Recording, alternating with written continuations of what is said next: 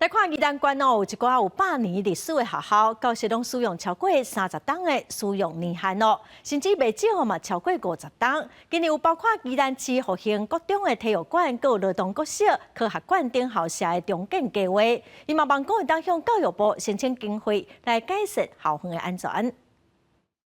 学生伫体育馆拍乒乓，不过桌啊，敢若会当放伫舞台顶。宜兰市复兴国中体育馆已经有47年的历史，厝顶有破空甲漏水的问题。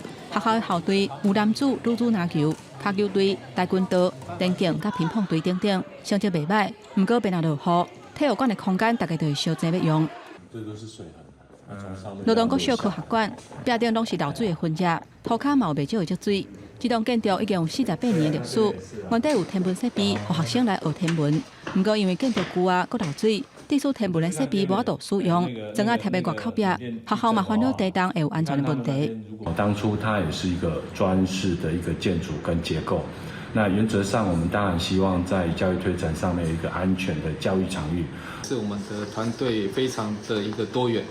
那非常多的团队需要使用到体育馆这样一个空间。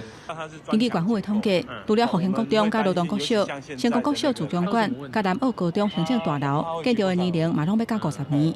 不过，这建筑使用的年限敢若30年，拢有中间的需求。那这4间学校因为建物已经将近达到50年的这样一个使用年限，所以我们有提报拆除重建的这样一个计划。这需要中间的建筑，经费的需求袂少。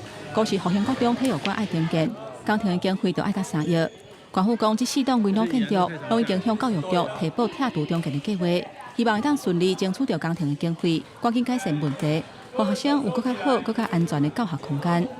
公视新闻宜兰报道。